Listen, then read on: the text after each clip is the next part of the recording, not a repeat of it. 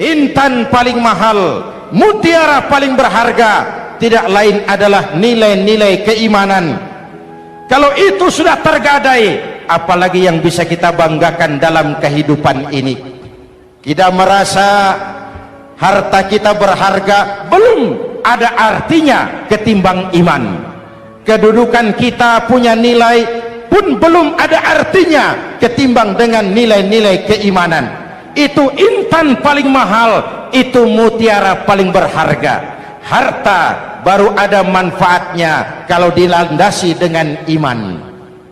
Jabatan dan kedudukan baru terasa gunanya kalau dilandasi dengan keimanan.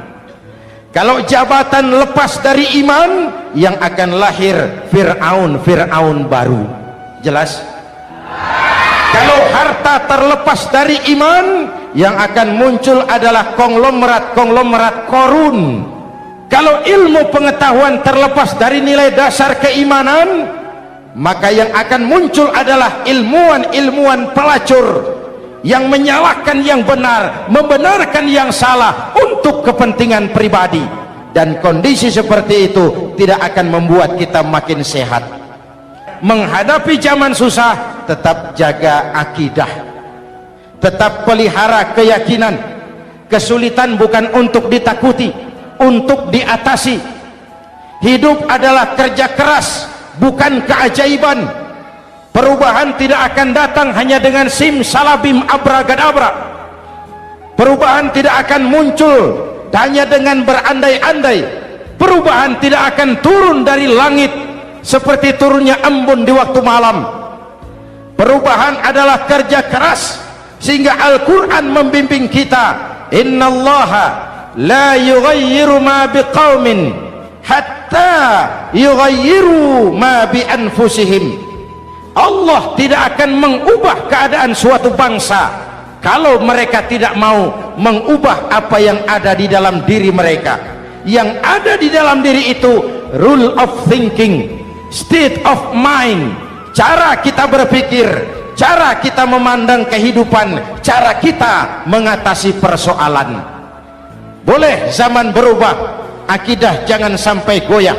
Silahkan masa berganti, tapi keyakinan jangan mati. Sekali la ilaha illallah sampai tetes darah paling penghabisan, tetap la ilaha illallah.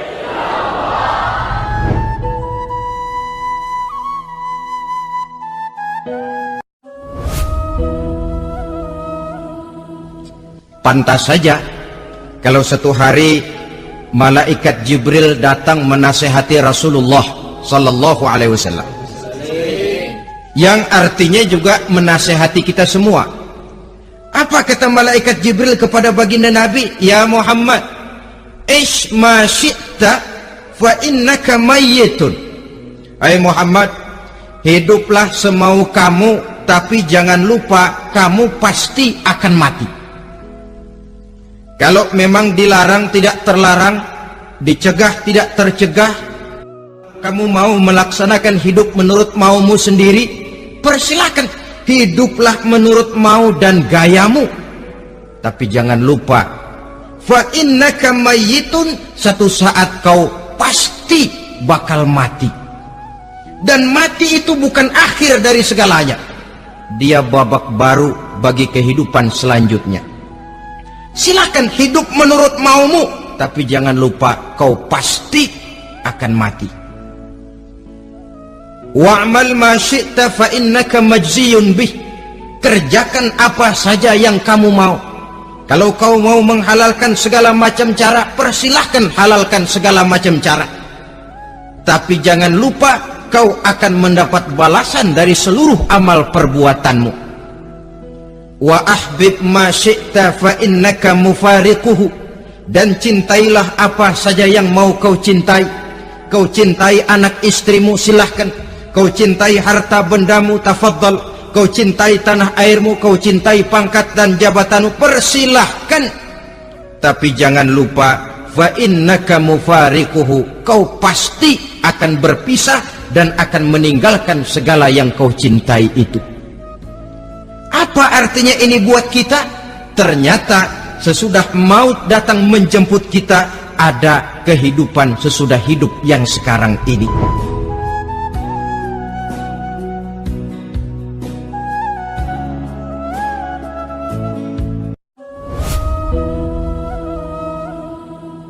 Orang yang mengingat mati bukan lantas menjadi lemah dalam kehidupan, menjadi putus asa, sedikit semangat, terbentur kesulitan, mudah frustasi. Bukan itu tujuannya kita diperintah mengingat mati.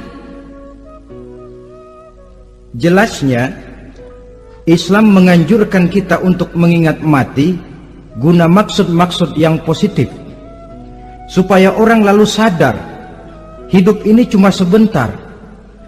Mumpung hidup, maka hidup yang singkat ini harus saya pergunakan dengan sebaik-baiknya, melakukan kebajikan yang sebanyak-banyaknya, menjauhkan rasa malas, menunggu keajaiban yang datang dari langit, berleha-leha, bermain-main, sementara maut kalau dia datang tidak pernah main-main.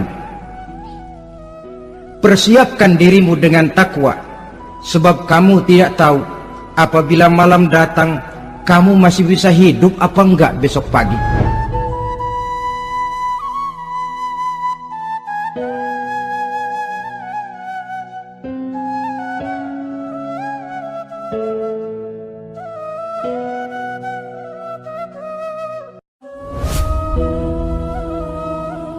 Bahwa bagi kita itu pendidikan tidak lain upaya mencerdaskan otak anak. Jangan sampai sebab ini kelihatannya pembangunan makin maju, persaingan hidup makin tajam, tensi ekonomi semakin tinggi, sementara jumlah tenaga kerja dengan lapangan kerja yang tersedia jauh dari mencukupi. Jikalau tidak membekali anak dengan pendidikan yang menunjang lapangan pekerjaan, orang tua khawatir, takut sekali anaknya jadi gelandangan.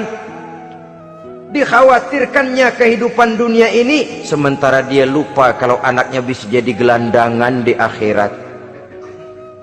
Padahal selama-lamanya gelandangan di dunia paling seumur manusia itu 60 tahun, 70 tahun lah umur orang sekarang. 70 itu sudah luar biasa itu. Tapi kalau harus menggelandang di akhirat, menjadi gelandangan di akhirat, alangkah menyedihkannya.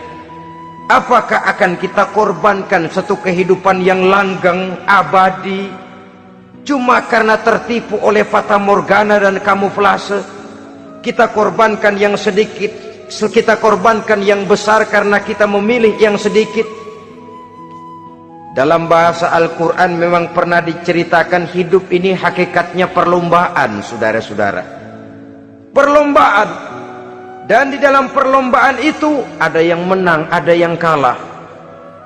Al-Quran lalu memberikan peringatan, Alhaakumut takatsur, kamu telah lalai karena berlomba-lomba memperbanyak harta, mempertinggi pangkat dan kedudukan, hatta zurtumul maqabir, sampai kamu akan masuk ke liang kubur baru sadar.